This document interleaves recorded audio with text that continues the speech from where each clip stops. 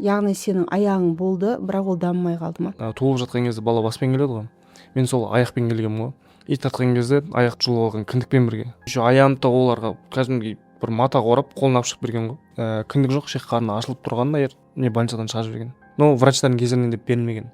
Олар өздерінің мойындамаған ғой, в общем. Дәл қазір сен өзіңді қалай сезінесің? 15 рет операция болды. Мына аяғымды сүйектен тесіп салған. Аяққа тұрғызамыз, короче, нервтен бәрін жалғаймыз, орнына қоямыз деп. Мен подобный кролик сияқты болдым оларға. Ал 16-шы уже ампутация болды да. Кәдімгідей үйден шықпай жатып қалған кездерімде болды вообще. Сонда осыны көріп тұрып сені әскерге шақырды ма? Шақырту берді. 14-тен кәдімгі сообщение келіп, мен тексеріске барған кезде 85% годен, но просто сен бір аяғың жоқ болды деді. Көшеде көрген кезде қалай қабылдайды? Әшейін автобуста отырған кезде тұр деп кәдімгідей мынаны көріп, балдамды көріп тұрса да, тұр бізге орын бер деп кәдімгі тұрғызып жіберетін деп болған. Сен неге сау балдармен жүрсің, өзіңмен теңдермен жүрсе деген деп айтқан маған. Волейболға сені кім тартты? Папам футболист болған, анам баскетболистка болған. Сонда бір аяқпен футбол ойнадың ба? Осы мынау балдақты ұстап алып жүгіріп ойнай беремін ғой. Сен бір аяқпен ойнап жүргенде жарақат алған жоқсың ба?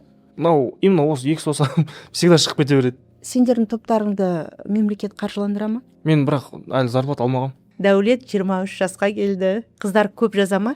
Маған деген өз внимание көп деп ойлаймын былай енді. Өміріңде енді тағы да сынақ болса, сен шыдай аласың ба? Өліммен сынақ болмаса, қалған сынақ бәрін шыдай аламын деп ойлаймын уже мен.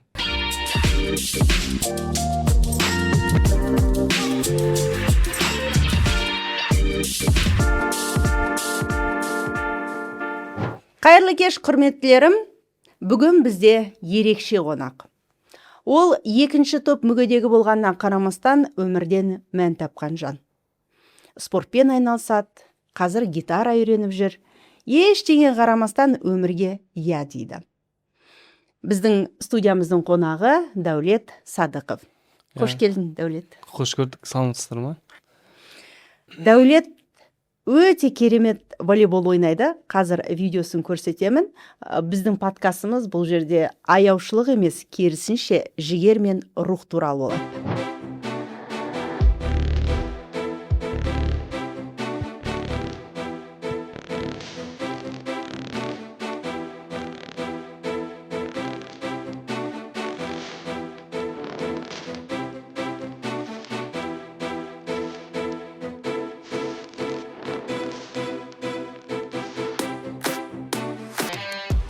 Сонау Шымкенттен келдің, Дәулет, көп рахмет.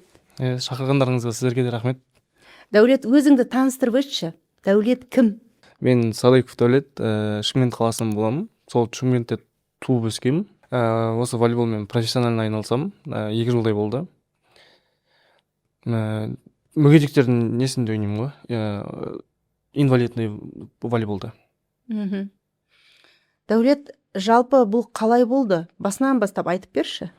Менікі негізі туылғалы болған. Туылып жатқан кезде бала баспен келеді ғой. Мен сол аяқпен келгенмін ғой. И врачтар тартқан кезде андай кесарево дейді ғой. Сондай алудың орнына тартып көрген ғой, тартып алған ғой. И тартқан кезде аяқ жұлып алған кіндікпен бірге. Аяқты кәдімгі жұлып алған ма? Жұлып алғаннан да жұлып алған, просто теріс тап қалған ғой. Ал сүйегі, нервный суставтары бәрі жұлынып кеткен сол кезде. И дәл жол дамымаған жоқ аяғым. Яғни сенің аяғың болды, бірақ ол дамымай қалды ма? Сол тартқанның кесірінен деп айтайық та уж мен. Бұл туралы анаң қай уақытта білген? Сол туылып жатқан кезде болды ғой. Бала туылып жатады ғой. Сол тартқан кезде жұлынып кеткен ғой. Бірден аяғыңа зақым келгенін дәрігерлер өздері мойындаған, иә? Оны мойындаған жоқ былай келгенде.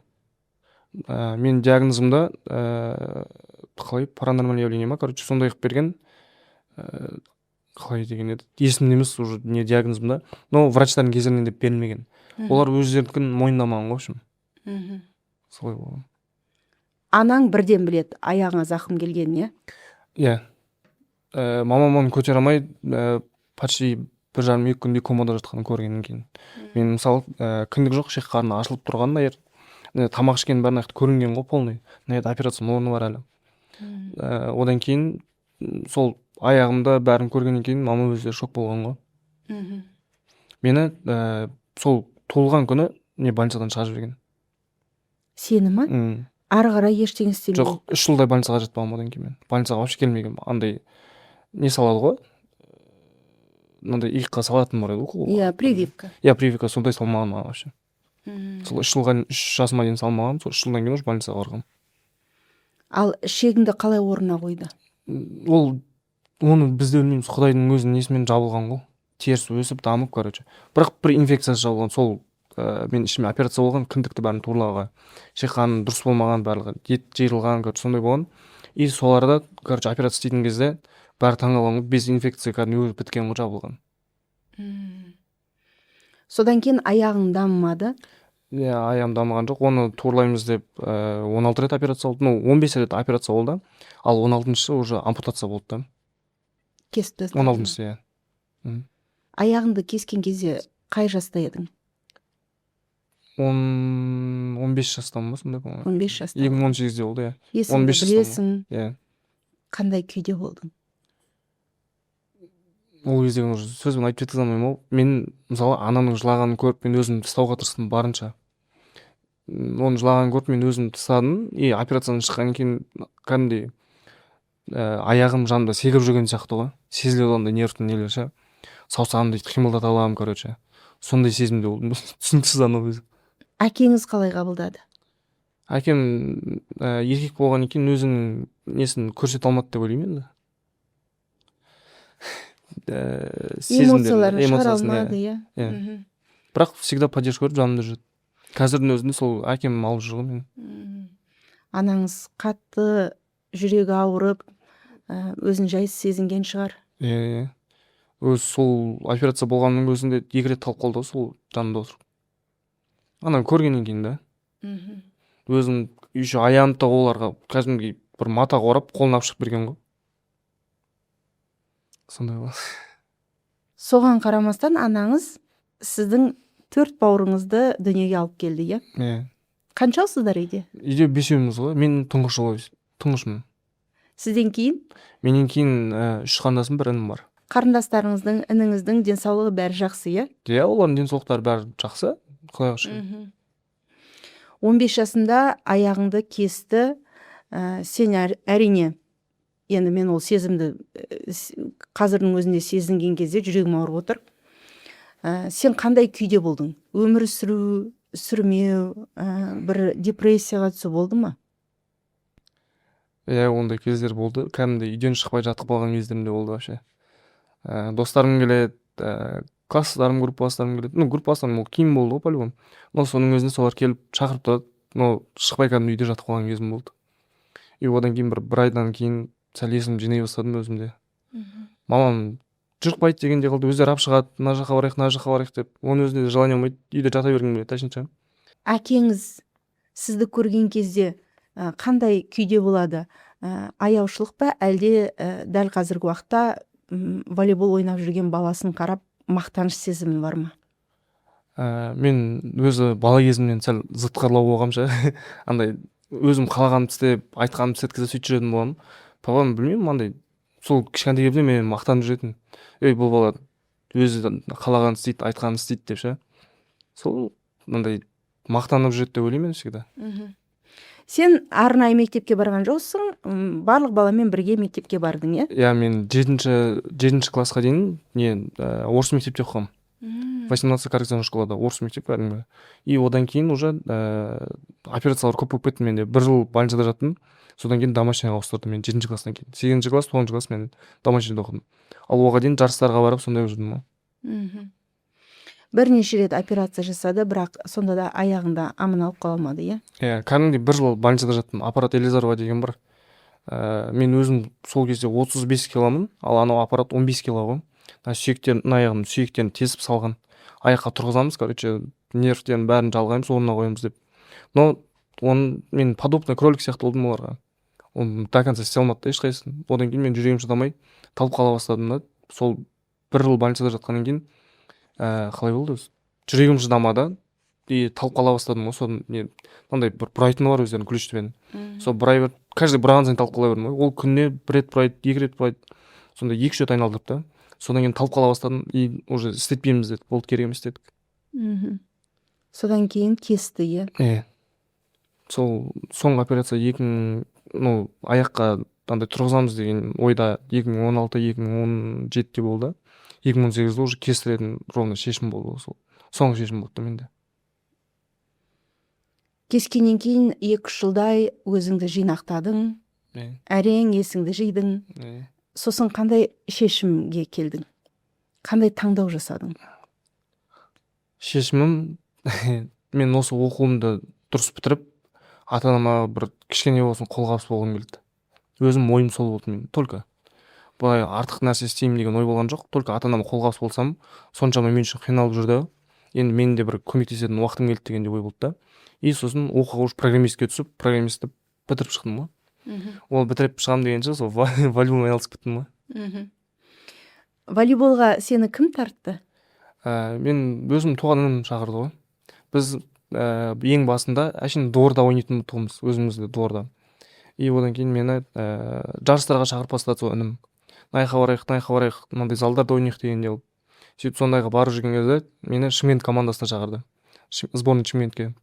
И одан кейін ояқта кішкене жүлделі болғаннан кейін мені басқа командаларға да шақыра бастады. Сен сонда тепе-тең кәдімгі сау адамдармен бірге ойнайсың ба? Басында әлде арнайы топ па? Басында мен сау адамдармен ойнағанмын. Жоқ, әлде сау адамдармен ойнай беремін. Но андай именно сборный командаға мені инвалидныйлерге шақырды. Андай қалай айтсам болғанша мүмкіндігі шектеулі адамдардың несіне волейболын шақырды, параволейболға. Дәл қазіргі жетістіктерің қандай? Мынандай аса қатты көп емес, но Шымкент қаласынан Тараз Түркістанға барған кезде бірінші орын алдық. Ал Таразға международный болды. Ол кезде Қырғызстан, Өзбекстан, сондай Россияның командалары. Ол кезде 3-ші орын алдық біз Шымкенттің атынан. И сол 2 неден кейін, жарыстан кейін мені сразу Алматыға шақырып болды. Алматыда енді андай үлкен орын алған жоқпыз, но 4-ші орын, 5-ші орын сондай түспедік та общем асты қарай. 4-5 ровно ұстап жүрдік. Желіде өзіңнің допты секіріп салғаның кәдімгідей тарап кетті. Мен де сыртынан қарап, қалай биік секірет бір аяқпенен деп таңғалдым. Бұл сенің бір өзіңнің баяғыдан жасап жүрген дүниең ба, әлде мұны бір 2 жылдың ішінде үйреніп алдың ба? Мен именно волейболға деп былай жаттығып, ондай істемегем. Өзім Құдайдың берген ол үшін мен папам футболист болған, анам баскетболистка болған. Сол гены деп ойлаймын өзім. Мен арнайы жаттыққан жоқпын ешқашан. Осы соңғы 2 жыл болды. Оның өзінде де жаттығуға бір барамыз, жұмыс болып. Былай арнайы жаттыққан емеспін. Дәл қазір сен жұмыс істейсің, е? Жұмыс, өзіміздің үйде адамдар келеді маған, үйге келеді, мынаны істеп бер дейді, ақшасын береді, сондай істеймін ғой.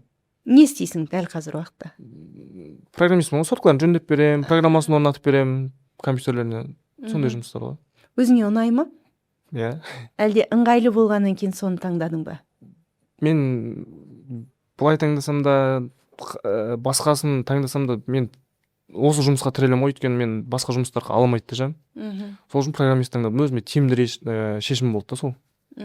Сол үшін программист таңдадым. И сол жұмыста маған тиімді, ыңғайлы болды. Үйде отырсам да, сыртқа шықсам да, мен компьютермен жұмыс істей аламын да. Сол үшін ыңғайлы деп ойлаймын өзіме сол жұмыс. Ыңғайлы болғаннан кейін осыны таңдадыңыз. Өте жақсы. Жалпы спортқа келген кезде менің қолымнан келмейді деген ой болған жоқ па? Жоқ, ондай ой менде вообще болмайды, қолымнан келмейді деген нәрсе. Мен істеп көрем, істей алмасам, уже сәл тағы да басқашалап істеуге тырысамын да онша.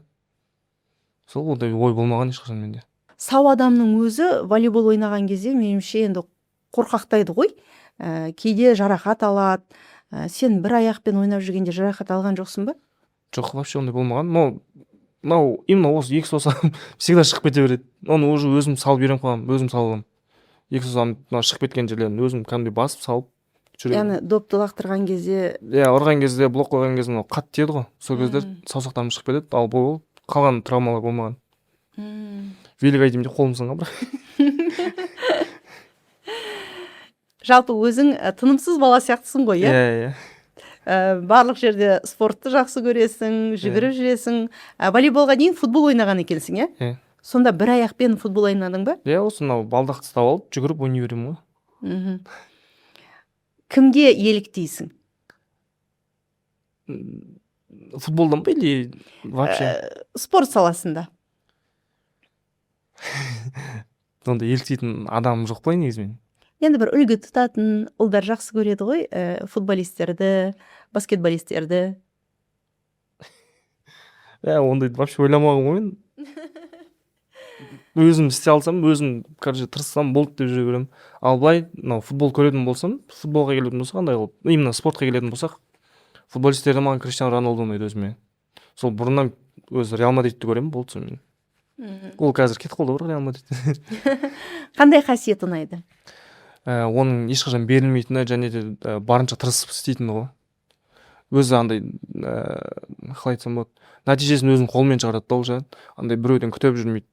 Бәріне өзі тырысып, соған іс-әрекет жасап, солай болады. Волейболға келіп, алғаш алаңға шыққан кезің есіңде ме? Именно жарысқа ма? Иә. Есімде. Қалай болды? Ой, дірілдеп, анаяқта ойнай алмай, сондай болған. Оны сезімді айта алмаймын оны. Неге? Не сезіндің? Қазір құлап қалсам, командамды жерге қаратсам, осындай ойлар болды ма? Қорқыныш болған. Қазір командадағылар мен бір нәрсе дұрыс істемей қалсам, мен үстімнен күледі. Мынаяқтан тренер ұрсады, мынаяқта командадағылар сөйлейді, не істеп жатсың дегенде болып деп. Сондай ойлар болған. И одан кейін уже сәл тренер маған поддержка беріп неғаннан кейін уже ойымды жинақтай бастадым. Сөйтіп бір 3 жарысындай болды. 3 жарысқа дейін діріле жүрдім. Одан кейін уже өзім жинай бастадым ғой. Қазір нормально уже, қорқыныш жоқ. Енді қорқыныш басында болады ғой, по-любому команда неге поляға шыққанша дейін. Дальше уже есің жинайсың ғой. Дәулет, қараш, сен алаңға шығасың. Сол кезде енді андай секірістер жасаған кезде елдер таң қала ма? Не дейді саған? Осы бір 2 күн бұрын болған нәрсені айтайын сізге. Мен колледжде, мен інім колледжде оқиды осылай әлі. Соларға қарай бардым, и мен ояқтағылардың бәрі таниды почти. Сөйтіп колледжде ағайлар волейбол ойнап отыр екен, мен шақырды волейбол ойнауға. Сөйтіп кірдік залға, яғни ағайлар көп, короче, бір 15-20 ағайдай бар. И солармен ойнадық, мен өзім командамен бардым. И ойнап отқан кезде бірінші андай дұрыс ұрамай қалдым, қыздырынбай ойнадық та. Сөйтіп ұрған кезде бәрі андай не бүйтіп ойнап жатыр деген сияқты қарады ойым. Мен өзім ойым сондай болды да. И одан кейін уже сәл қыздырынып бастаған кейін секіріп ұра бастадым да. И қатты тұрып кеттім андай қылып. И ағайлар уже андай шапалақ ұрып, сондай таң қалып кәдімгідей молодец, сыртта тұрғандар айқайлап кәдімгі сондай болды да. Білмеймін олар қалай болатынын. Сенімсіз болады олар бірінші басында. Мынау неге бұлай шығып жатыр деген ой болады ғой. И одан кейін уже ойынды көрсеткен екен таң қала бастайды да барлығы. Енді біз теледидардан көрген кезде көбінде жарымжан жандар, әсіресе аяғы жоқ болса, қолы жоқ болса, протезбен ойнайды. Соны көрген, бірақ сенің бір аяқпен ойнап жүргенді көріп, мен де шын айтайын шок алдым. Неге протез кимейсің ба сен? Протез маған біреуін берген, андай ғой. Қалай айтсам болады, операцияны дұрыс кеспеген, мысалы біріншіден аяғымды сүйегі түзу тұру керек, қолына аяқ тізесі, сол былай жанға қарай өсіп жатыр. Ол үшкір болып өсіп жатыр да. Каждый жүрген сайын терім тесіп қанап жатыр да ол жүрген сайын. И еще маған неудобно. Мен мысалы балдағымда өзім екінші аяғым сияқты сезініп қаламын да. Жүргенде басқан жерімді де сеземін. Наверное, біреуге тиіп кетсе де бассам да сезіледі да өзіме уже. Ал онымен менде ондай сезімталдық жоқ мысалы. Просто аяғым қанайды, ауырады, дұрыс жүре алмаймын. Еще оған ақсаңдап кетемін. Сол үшін жүргім келмейді оншамен. Оның үстінен андай маған ыңғайсыз протез берген ғой былай дегенде. Андай навороченный емес. Просто қалай айтсам болады. Болады деген не оймен бере салған да болды. Бізде жасай ма жақсы протездер? Жасайды деп ойлаймын, мүмкін. Андай өзім протезді іздестіріп, осымен жүремін деген ой болмаған. Мен балдаққа үйреніп қалдым да, екінші аяғым сияқты. Андай артық дальше ой болмаған. Сендердің волейбол ойнайтын топтарың ол жерде қандай жігіттерден құралған? Ол жерде именно мынандай деп айта алмаймын. Разный диагнозбен ғой. Кейбіреуінің аяғы жоқ, кейбіреуінің қолы жоқ, кейбіреуі бір аяқ қысқа деген сияқты ғой. Сондай мүмкіндігі шектеулі адамдар ғой ол жерде. Яғни сіздердің топтарыңыз келесі топпен ойнаған кезде сондай жарымжан жандармен ойнай ма бірге? Иә, параволейбол ғой біздікі. Параволейболда. Әлемде жалпы осындай параволейболшылар көп па атақты? Біздің өзіміздің Қазақстанда өзі бір ағай бар, бүкіл әлем бойынша, Азия бойынша рекорд қойды жақында. Осы нені Азия чемпионатын бірінші орын алды Қазақстанның сборной. Сол кезде подачадан рекорд қойған бір ағай бар, аты есімнен шығып тұр же. Жақсы аға. Бірақ адамдар бар, ондай танымал жақсы ойнайтын адамдар бар. Ровно аты есімде емес. Олардан қандай да бір білім сабақ алып көрдің ба? Мен сборной Қазақстанның тренировкасына бір рет барғам. Ол кезде андай қатты не үйренетіндей уақытта болған жоқ. Просто ойын ойнатады, прием отырғызады, сондай қылған тұғын. Былай қатты несі болған жоқ әлі. Сендердің топтарыңды мемлекет қаржыландыра ма? По-моему, иә. Мен бірақ әлі зарплат алмағам. Осы командада сборный Алматыда мен 1,5 жыл ойнадым, но андай зарплат алмағам әлі. Өзім жұмыс істедім Алматыға келген кезде. Сол өзімнің зарплатам үйіме кетеді, тамаққа кетеді, ал тренировкаға өзім тағы бөлек ақша шығаратын еді. Барып келуге. Қолдаушың ата-анаң, иә? Иә. Всегда ата-анам қолдап жүреді, бүкіл жерде. Әкеңіз жарыстарға бірге бара ма? Шымкенттегі жарыста мамам екеуі барған, 2 рет барған, сол неге кішкене мини турнирлерге. Ал былай олар өздері жұмыста ғой. Інім баратын всегда жанына. Ініңіз бірге жүреді. Анаңыз жарысты көрген кезде қандай күйде болады? Ондайларды айтпаған әлі. Уайымдап отырады ғой, по-любому. Уайымдай ма? Сұрасаңызшы, мама, қандай сезім бар деп. Сұрақ көру керек екен. Не сезінесіз, мама? Мені көрген кезде жүрегіңіз ауыра ма? Әлде мақтаныш сезімі бола ма деп мамаңыздан сұрап көріңіз, иә? Әйтеуір, мен басқа қалада жүрген кезде, мама, мынандай жарыстарға баратырмын, осындай мынандай болайын деп жатыр, қазір ойынға келейін деп жатырмыз деп айтамын. Всегда андай сәттілік, сондай деген әңгіме айтып тұрады. Былай несін, эмоциясын әлі сұрап көрмегенмін. Просто біз барам деген уже кеш болады, ойында ұмытылып кетеді. Сондай болады.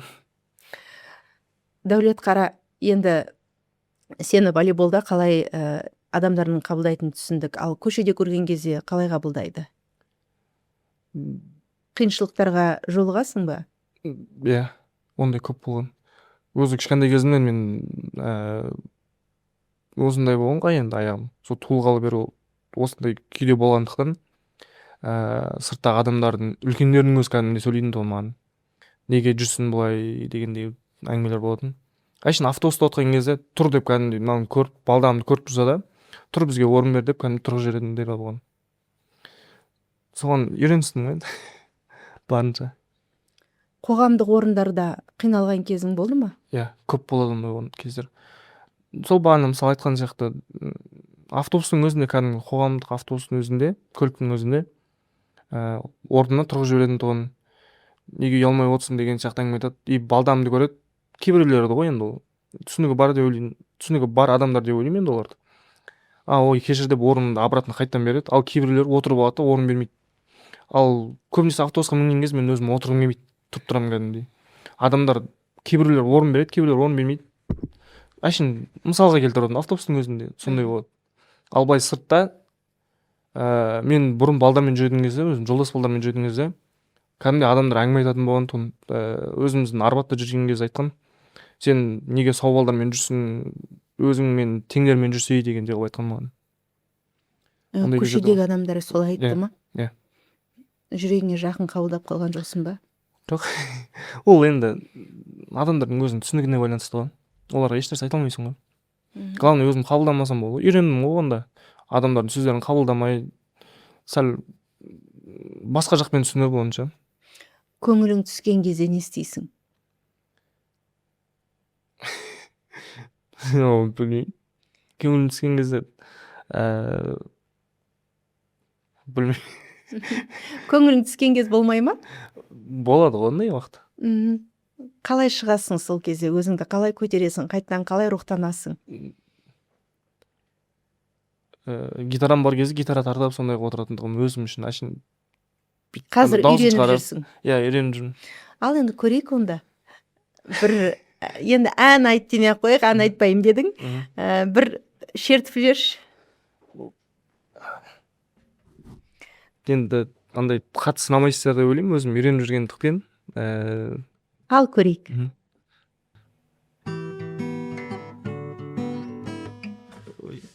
Дұрыс не аламын.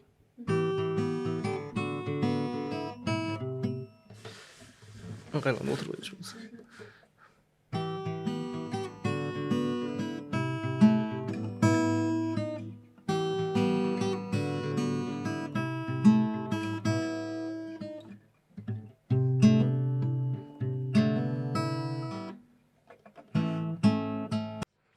Енді әшейін өзіме андай я солдат деген өлең бар ғой, соны үйренгем, тартып. Бірақ айта алмаймын да оны да әлде.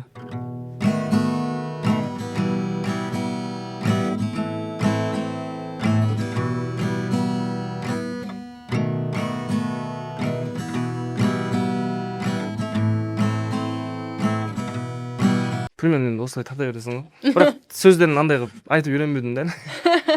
Тамаша. Көңіл күйің түскен кезде гитара тартасың. Иә, өзім үшін андай кішкене дауысын естіп андай қылып отырамын да, болса. Жалпы енді егер менің 12 мүшем сау болса, мен мына нәрсені істер едім деп нені айтар едің? Онда 12 мүшем сау болса дейсіз ба? Әлде сен бәрін істеп жүрсің ба?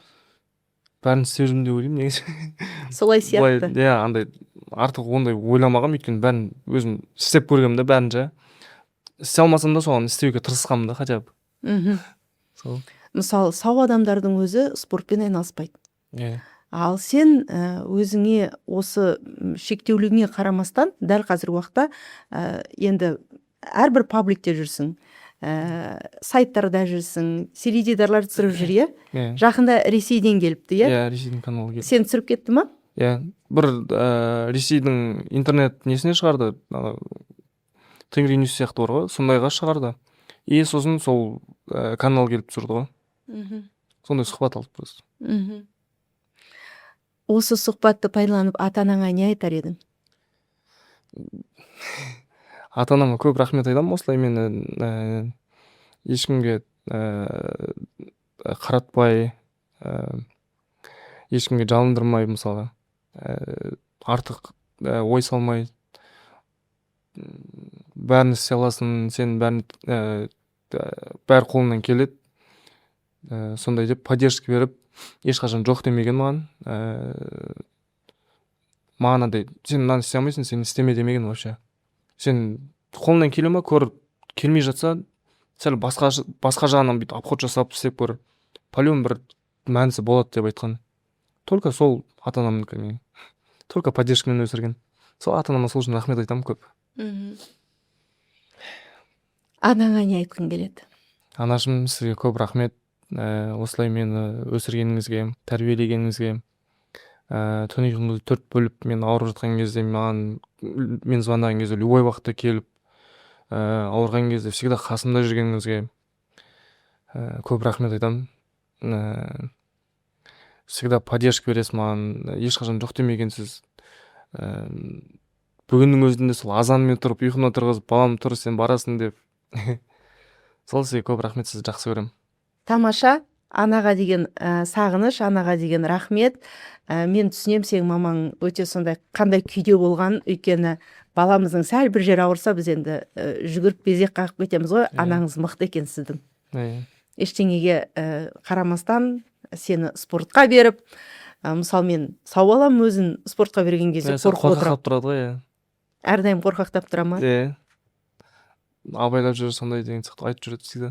Ал сенің мотиваторың кім? Мотиваторым әкем деп ойлаймын. Өйткені менің әшейін киімдерімнің өзі қымбат тұрады ғой. Именно спорттық киімдер. Солардың өзі қымбат тұрады. Соларды ешқашан андай жоқынан алма деген әңгіме болмаған. Қайсысын аласың, қайсысын киесің деген только сондай сұрақтар болатын тұғым. Тағы да жарыстарға баратын кезде де всегда жанымда жүреді. Всегда дегенде қол босаған кезде жұмыс қой енді үлкен кісілерде. Сол жұмыстан босадым, сұрап, если жібермесе де бір әшейін 5-10 минутқа келіп кетсе де келіп кететін кездер болған. Мгм.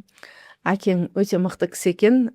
Көбіне балалары қандай да бір жарымжан болып туылған кезде ер азаматтар шыдамай отбасынан кетіп қалып жатады, иә. Иә. Ал сенің әкең керісінше әрдайым қасыңда. Иә. Бүгінде сені Шымкенттен алып келді, иә, Иә, осы жаққа. иә. Мен туылған кезде сол 3 жыл больницада жатпадым ғой мен. 3 жылдан кейін уже маған операция жасап бастады, уже сразу больницаға жатқызып. Сол кезде мен әкемде мысалға өзінің кафесі болған, үйі болған, машинасы болған, соның бәрін сатқан полный. Мен аяққа тұрғызамын, осы баламды аман есен қалдырамын деп. Сондай кездерде болған. Енді ата-анамның сенімін ақтасам деген арманың бар ма? Иә, ол әрбір балада бар деп ойлаймын. Мхм. Но менде ол уже ерекше сәл. Мхм. Барынша тырысу керек уже менікі. Мхм. Ол балаларда просто ол сөз қалып кетіп отыр көп адамдарда. Ал менде уже ол мақсатта кәдімгідей ше. Ата-анам осынша мен үшін тырысты, енді мен неге олар үшін тырыспасқа деген ой менде. Енді өзі өте бұзық болған кішкентай кезімнен. Больницаларда әсіресе жаман бұзықтық көп жасайтын. Ана ауырып жатқан кезіме де қарамай бұзықтықтарды көп жасайтын. И бізде Шымкентте Асар деген детский больница бар. Сол больницада жатқан кезде біз түнгі сағат 3-те крышасына шыққанбыз. Андай кәдімгі крышасының төбесіне бар ғой, лестницамен, мынандай баспалдақпен емес, лестница бар ғой, төбе көтерілетін андай түзу. Сондаймен көтеріліп түнгі сағат 3-те фотоға түсіп сөйтіп жүргенбіз. Одан бұрын ана мен бала деген реабилитационный центр бар ғой Астанада. Соған барған кезде ол жақта есіктер пин-кодпен ғой. Мына бетінде бір бетінде есік бар, мына бетінде екінші бетінде де есік бар. Ол дәу здание кәдімгідей анау ана мен бала деген. И сол жақта мен сол больницадан шыға жіберейін деп қалған, негізі жаман бұзық болған ғой. Кішкентай балалардың жаман бір жылауық бала бар тұғын. Кішкентай ғой енді, мына беттен жүретін, ана жақ пин-кодын жаттап алғам. Ананы жіберемін, ана жақта барлығы соны қарап жатқан кезде мен ана жақта пин-код деп шығып кететін тұғым. Сөйтіп сыртта ана жақта ана мен баланың ішінде андай кішігірім супермаркеттер болатын. Солардың ішін аралап жүрдім, ақшам бар еді, сол анамды алып жеп сөйтіп жүретін тұғым. И одан кейін сол аппарат Елизарға салған кезде мен көп балдар, енді балдар деп айта берейін, сол көп адамдар бір ай, 1,5 айда зорға тұрып атқан. Анау аппарат Елизарға деген тату-көшпен ыңғайсыз нәрсе да. Мен сол кездері өзі түнде ұйықтай алмайтын. Балдаққа бүйтіп мойнымды бір тіреймін, аяғымды мына жаққа бір диванның мынандай шетіне бір тіреп аламын да. Сонымен аяғым ауырғаны қойып ауыр болып тұрады ғой. Сол ауыр болып тұрғаны сәл жеңілдейді да, и ана жаққа тірелсе аяғым ауырғаны сәл басылатын тұғын. Сол басылған кезде уже сәл бір сағат ұйықтап алдым, даже жүрдім, түнімен ұйықтамайтын тұғым. И сол кезде андай өзі больницада андай қызық қой, зубной паста жақып кету деген ойнайтын қой. Сондай ойнайтын кезде екі бала болып, бір ненің Балқаштың баласы, аты есімде емес, уже бана есе соқты қабілетін онша еместігі ғой сол. И сол бала екеміз короче бүкіл ненің больницаның балдарына біз өзіміз енді бәрі араласады ғой сол іште. Сол кезде балдардың бәрінің бетіне, полный балдардың бәрінің бетіне зубный паста жақып кеткенбіз. И сөйтіп ертесінде бізді больницаның несі қалай дейін, главврач дейді ғой. Сол главврач келіп, мен больницадан шығарып жіберейін деп қалған. Сол екі баланы, екеумізді. Сөйтіп мама мен папам келіп өтініш жасап, кешіріңіз баба, бұндай енді қылмайды деп, сөйтіп қалдырған. Негізінен кішкентай балалар өте сондай сабырсыз болады. Былайша айтқан кезде кейде өте ауыр, өзінің жаңа қасындағы достарын айыптап, кейде осында ойнап, тиісіп, буллинг жасайды ғой. Сенде солай болды ма? Иә. Мен айтып отырмын, жаман бұзық болған кәдімгідей. Төбелесетін де тұғым. Осы сол кішкентай кезімде мен қазір велик айдай аламын, мысалға, осы бір аяқтың өзімен. Сол велик айдап үйреніп жүрген кезде андай спортивный великтер болады, андай тормоз жоқ ша. Анау балон мен ненің ортасына аяғын тығып тоқтатасың ғой. Сөйтіп велик айдап жатқан кезде балонның аяғының арасы ортасына балон аяғымды тығамын дедім да. Яғни спица деген нәрселер болады, темірлер, балонды ұстап тұратын. Соған кіріп кетеді да аяғым. Дальше айналады да, и алды қарай ұшамын ғой мен. Сөйтіп ұшып барады, қолым тіреймін, и қолым былай тіреліп кетеді да. Мынау сүйегін аяққа жығады, қолым аяққа кетіп қалады. Сөйтіп сынған. И сол сынып, сол күні қолымды барып сынықшыға апарып салдырып, жөндетіп қолымды. Ертесіне осы жүретін қолым ғой балдақпен. Ертесіне қайтып шығып футбол ойнап кеткен балдармен. Бірақ түнде жылайтынмын да, қолым ауырып жатыр деп. Қазір енді қандайсың? Басылдың ба? жоқ әлі сабырсызбын негізі сол заттардың әлі но уже есейгеннен кейін анау заттарды қоясың ғой уже сәл ойланып істейсің не істесең де. Иә, сенің волейболдағы секіргеніңе қарап мен таңғалдым, сау адам бұлай секіре алмайды ау деп. Өйткені өте биікке көтерілдің. Бізде волейболда стандарт сетка 2.43 қой. Мен соған осындай мына жерге дейін шыға беремін ғой, мынау шынтақ дей ма? Осыға дейін шығамын. Осымен секіріп ұра беремін кәдімгідей. Максимально жеткен секіруім мынандай сеом дейді ғой волейболда. Сол 3 метр болған. 3.2 ма сондай. Қолым тиген соған. Сол осы бір аяқпен сондай неге бара аламын. Ол көп адам таңғалдыратын шығар, иә? Наверное, иә. Жаттықтырушылар таңғала ма? Иә. Олар кәдімгі уже өздерінің нелерін де айтып жете алмайды ғой, сөздерін де дұрыстап. Саған уже сөзім жоқ деген әңгіме айтады ма? Қорқып кететін шығар бір жағынан. Иә, құлап қаласың. Бірінші секіргенін көрген адамдар құлап қалады деп ойлайды көбісі. Бүйтіп секіргенін көрмеген ғой енді. Құлап қаласың деп артынан келіп қалатын адамдар да одан бүйтіп ұстап аламын деп ойлайтын. Сондай болған кездер. Бұлай өзім тік тұрып жүре аламын. Сол. Осыған енді бейімделгенмін ғой. Тамаша, бұзық бала болған екенсің. Ештеңеге қарамастан өзіңді жасап шыққан, спортта дәл қазір уақытта белсендісің. Егер ата-анаң мысалы сені шетелге жіберсе, шетелде ойнар ма едің волейбол? Иә. Ол ойланатын нәрсе деп ойламаймын уже. Ал қазір денсаулығың қалай? Өзің қалай сезінесің? Денсаулығым өте жақсы. Мен осы колледжде андай болады ғой бізде. Военкоматқа тексеріс болады ғой. Сол кезде маған тексеріске барған кезде 85% годен деп берген. Оны қалай екенін мен де түсінген жоқпын. Сен просто бір аяғың жоқ, но сен 85% годен деп берді документ бойынша. Ал маған инвалидство бойынша не годен деген жазып беру керек қой. Соны біраз жазып бермей, сол қырылыс болып, не годен деген жазып берді ғой. Түсініксіз болды ғой. Сонда осыны көріп тұрып, сені әскерге шақырды ма? Иә, шақырды берді. 14-тен кәдімгі сообщение келіп, мен тексеріске барған кезде 85% годен, но просто сен бір аяғың жоқ болды деді. Аны ойға сыймайтын нәрсе, но білмеймін қалай болған. Бірақ қазір сені босатты, иә, әскерге? Иә. Ондай босатуға алу керек болды өзіме де. Тағы мен жұмысқа да кіретін болсам, анау жерге керек болады ғой. Сол үшін турладық онда. Не дейді сонда? Осылай сенде мүгедектік болса да әскерге алып кетеміз дей ма сонда? Алып кетеміз демейді, просто годен деп берді. Маған мысалы справка керек қой, не годен, осындай осы диагноз бойынша деп. Ал менде ондай болған жоқ, просто 85% жарамды деп берді. Маған болды сонымен. Мен мынаны естіп шын айтсам, не күлерімді, не жыларымды білмей отырмын. Қазақстан емес, Қырғызстан болып тұрмыз енді. Дәл қазір босатты, иә? Бәрі жақсы. Денсаулығың бәрі күшті. Иә, бәрі жақсы. Денсаулығың мықты болсын.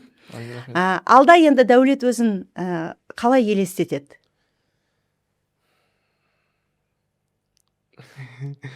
Білмеймін, бір профессиональный, бір нормальный жерде волейбол ойнап, сәл танымал болғым келеді өзім. Ойым сол, пока что алдыға қойған мақсатым да сол. Танымалдық саған не береді деп ойлайсың? Танымалдық маған мысалға көп нәрсе бере алады деп ойламаймын, но өзім үшін ол. Мен өзім бастапқы видео түсіріп, осы TikTok түсіретін, инста сондай әлеуметтік желі түсіру ойым, өзім сияқты адамдарға мотивация болуым ой болған менде сондай. Бастапқы түсіретін кездің өзінде. Ешқашан берілмеу керек екенін, сен 12 мүшең сау болмаса да, но сен тырыссаң, кішігірім дұрыс болмаса да, но соны упорный трудпен нәтиже шығатын көрсеткім келген. Сол болашақта да сол сәл танымал болсам, сол нәрсені әлі де былай толығырақ көрсеткім келеді мен. Өзіңнің қалай спортқа келгеніңді, қалай қиындықты жеңгеніңді, кітап жазып ойыңда бар ма? Ондай ой болмады. Сен туралы кітап жазуға болады ғой? Білмеймін. Мысалы, әлемде атақты Ник Вуйчич бар, мотиватор. коуч, екі аяғы, екі қолы жоқ. Елдің алдына шығып, өзінің өмірі туралы өзгелерге мотивация береді. Мен бір екі қолы жоқ, екі аяғы жоқ бір кісіні көргем. Кісі деуге болатын жоқ, үлкен кісі ғой. Сол ағай плавание қатысады, әлемдік чемпион болған сол. Екі қол, екі аяғы жоқ ағай. Соны көргенмін өзім. Аты кім екен білмеймін, сәл памятім Славылов да. 17 рет наркоз алғансың, 16 рет операция жасалған, соның бәрі жадыңа әсер еткен сияқты ғой, иә? Сәл есте сақтау қабілеті қиындау да менде. Осы аппарат Елизарға салып жатқан кезде, аппарат Елизарова деп аталады енді, өзі темір ғой, дәу.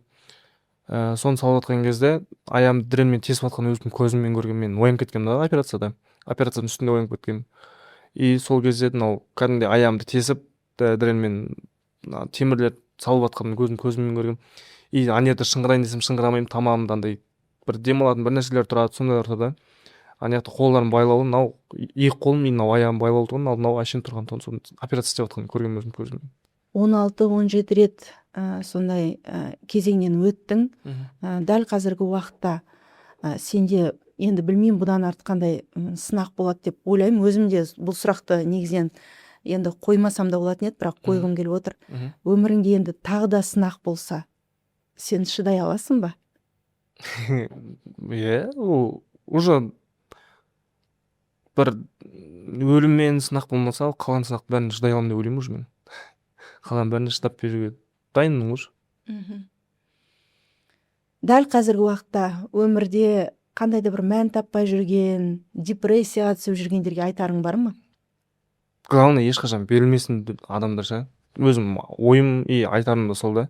Сен беріліп істей алмаймын, жоқ мен мынаған дейін бара алмаймын деген ой болады көп адамда. Әшейін мысалы бизнес ашып жатқанның өзінде, мына жер дұрыс болмайды, ақша жетпейді деген ой болады көп адамда. Сол нәрсенің өзі дұрыс емес деп ойлаймын да ше. Просто істеп көру керек та оны. Оны істемей сен әшейін шешіп тастасаң дұрыс болмайды ғой. Сол адамдарға да айтарым сол, ешқашан берілмеу керек. Бәрін тырысып істеп көру керек. Ол болмай жатса, соның тағы да бір шешімін тауып көру керек. Дәулетті мақсаттарын білдік, армандарыңды да білсек. Нені армандайсың? Мен армандарым сол профессионалды түрде басқа елдерде де ойнағым келеді. Мысалы келгенде волейболдың отаны Японияда ойнағым келеді. Польшада ойнағым келеді. Қазақстанды танытып, осындай ойыншылар бар дегенде қылып, сол жақтарды көргім келеді. Өзім армандарым мен сол. Жалпы жаттығып, қандай бір нәтижеге жеткің келеді? Именно ол нәтижеге жету деген қиын болады ау. Оны былай айтсам болады. Дальше дамуға тырысқым келеді мен. Ол просто бір жерде тоқтап қалу емес, бір нәтижеде қалып кету емес. Дальше больше кете бергім келеді. Сол арқылы жастарға мотивация бергің келеді, иә? Мотивация болып, сол бағана айтқандай берілмеу керек, тырысу керек, істеу керек болды. Дәл қазіргі уақытта Алматыда саған ұсыныстар түскен екен, иә? Қандай ұсыныстар? Жұмыстан ба или волейболдан ба?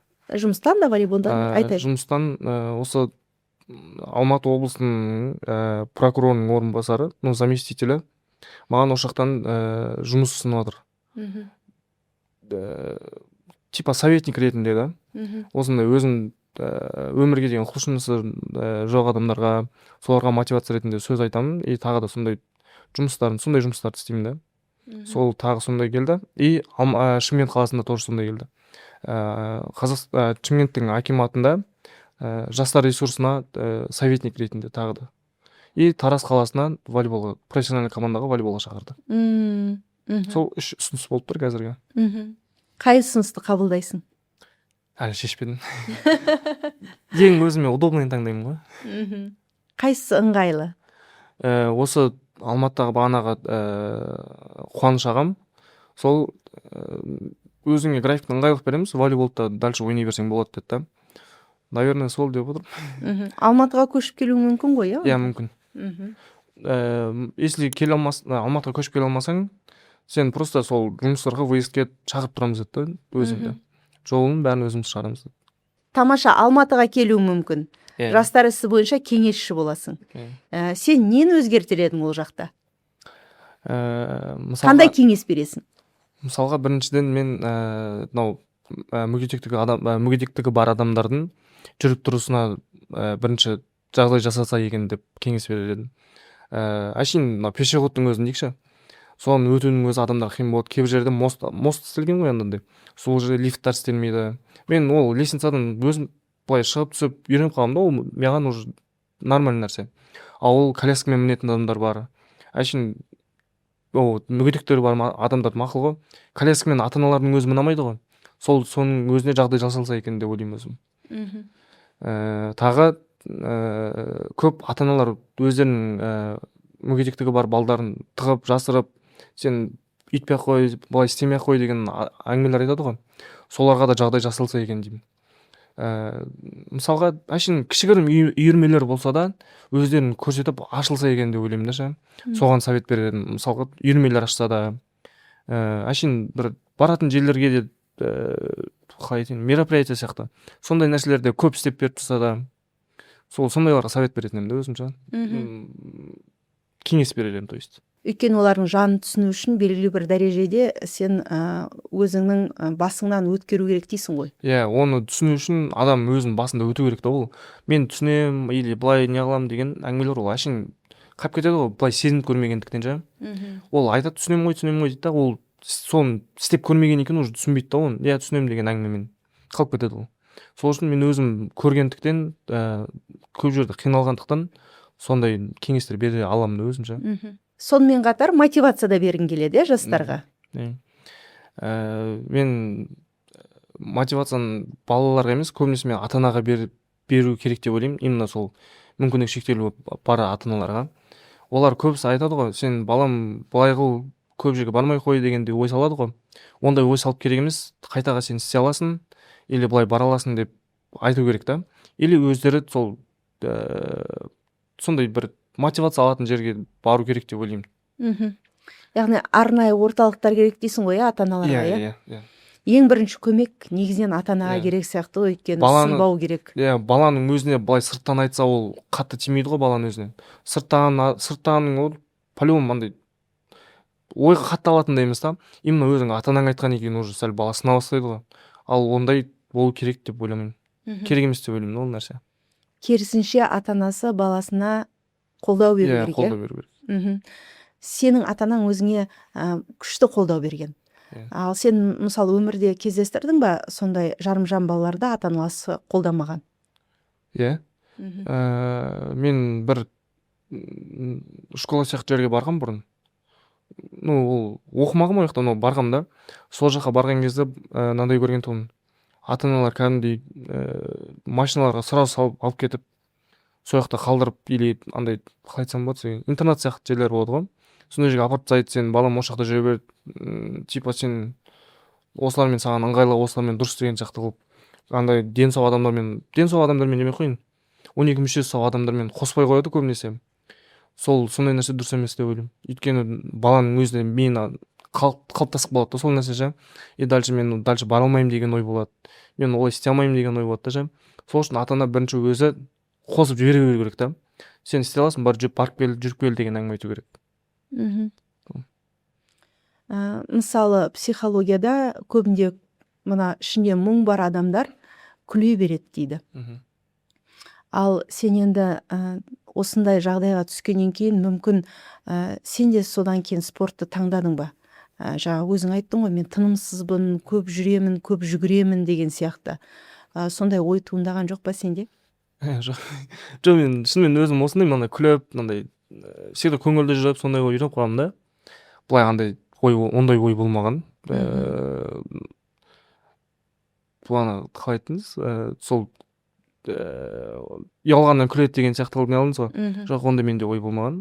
Мен өйткені 12 мүшесі сау адамдармен араласқанмын да кәдімгідей.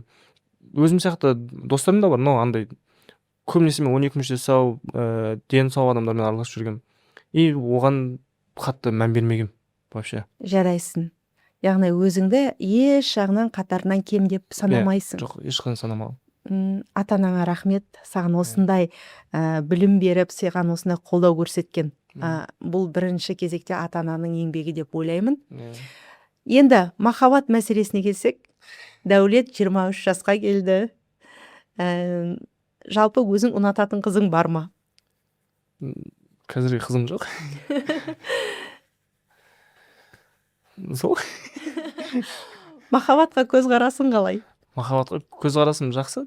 Любой адам өзінің екінші жарын табуға тиісті ғой. Ол уже не Құдайдың берген ғой, жұп қылып жаратқан ғой бүкіл адамды.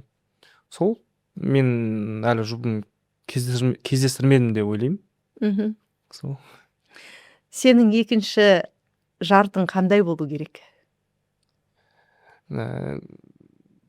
Мен екінші жартым мен мынандай болу керек деп айта алмаймын. Себебі мен қабылдаған адамның өзі уже былай психологически дайын адам деп ойлаймын. Өзімнің ойым сол.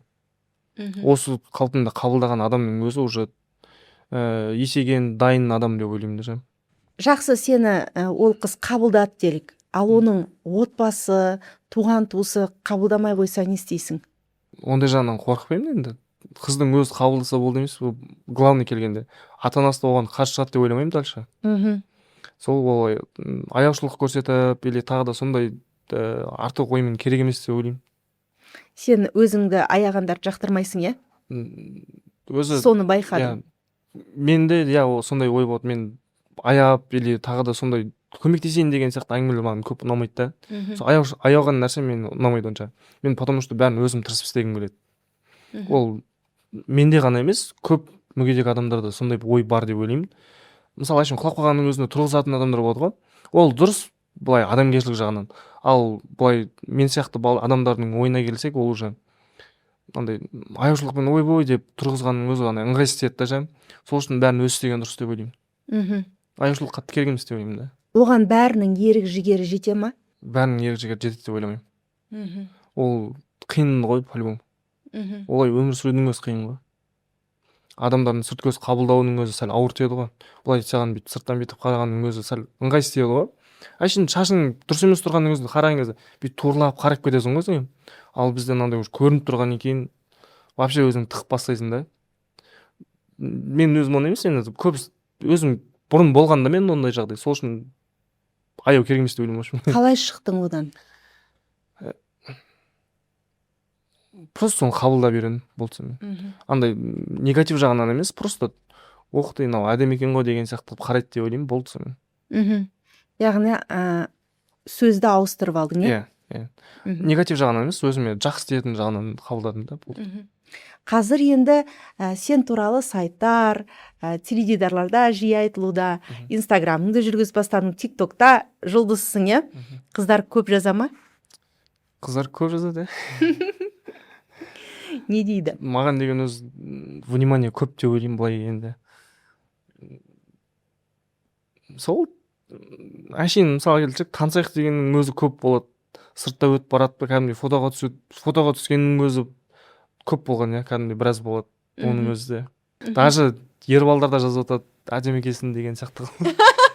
Ер балалар, мүмкін олар сенің спорттағы жетістіктеріңе қызығатын шығар, иә? Мүмкін. Қай жағынан деген ойларын білмеймін енді. Бірақ жазғандар бар, иә. Ер балалар жаза ма? Иә. Мынау деген енді қызық дүние екен. Не айтарын білмей қалдым ғой мен өзім. Онда біз ойлайық, олар саған тамсанып жазып жатыр деп, иә? Солай қалды. Жалпы әлеуметтік желі саған не берді? Әлеуметтік желі, мысалы енді былай айтсақ та, әшейін сыртта өтіп баратқан адамдардың мнениесі болады, ойлары. Соны былай келіп тіке айта алмайды ғой саған. Сен мынандай екенсің, молодец, осындай қылып істеп жүр екенсің деген сөздерін бетке келіп айта алмайды да. Соны әлеуметтік желімен өзіңді видеоға салсаң, сені көріп қалған адамдар болады. Сырттан көрген адамдар да сол әлеуметтік желіден көріп, саған молодец или жарайсың, сондай тағы да мотивационный сөздер айту мүмкін да, саған күш қуат берсін деген сияқты.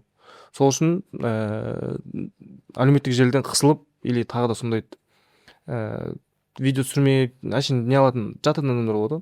Соларға сол әлеуметтік желіні түсіріп, өздеріне жақсы сөздерді қабылдап үйренсе екен деп ойлаймын. Хейтерлар бар ма сенде? Хейтерлар болады. Ол по-любому болады ол. Оларға көзқарасың қалай? Көзқарасым, оларға мән бермеймін даже. Енді по-любому комментарий оқисың ғой, енді қызық болады өзіңе. Но болады олар. Андай лампочка бар, Pixar деген, бір аяқтан секіріп жүретін. Сондай деп те атайтын, қашып кетпейсіңдер деп, қашып кетпейсің деп те айтқан адамдар болатын. Но оны қабылдамаймын да вообще. Мен по-любому оларға қарағанда сәл уровень выше екенін білемін да, сосын қабылдамаймын. Оған қарағанда жақсы көретіндер көбірек, иә? Иә, оған қарағанда жақсы көретіндер көбірек. Мотивация сөздер айтатын, жақсы сөздер айтатын, тағы да сондай көп мотивация сөздер беретін адамдар көп та ол. Ал анау негатив жазатындар ол өзінің ой өрісі жеткен жері сол болған адамдар деп ойлаймын. Оларға не айтар едің? Нені өзгерту керек? Адамдарға только қабылдауын өзгерту керек деп ойлаймын. Өздерінің ой өрісін қабылдауға. Сен жақсы жағынан қабылдай білу керек та адам. Мысалы айтсын, сырттан қарап баратқан адамдардың өзін сен аяушылықпен қарап отыр деп ойламау керек та. Оны әдемі екен ғой, мына жері мынандай екен, осы жағынан әдемі екен, тағы да күшті киінеді екен деген сияқты ойда қабылдау керек та. Анау сен өзің аяғың жоқ деген сияқты қабылдап керек емес та ол. Сені ренжітетін қандай сұрақтар? Маған істей аласың ба деген сұрақ қой маған. Сен істей аласың ба деген сұрақ. Сол сұрақ маған өзіме ауыр тиеді. Істей аласың ба емес, істеп көрсей деген әңгіме сұрақ қойса да, или істеп көрсей деген бір не болу керек та. Жоқ, ондай емес, просто сен істей аласың ба не деп андай сұрайды ғой, менсінбей сондайлар ұнамайды маған, өзіме ауыр тиеді сол. Ол кезде не істейсің сен? Ол кезде қайдаға тырысып соны істеп көрсетуге тырысамын.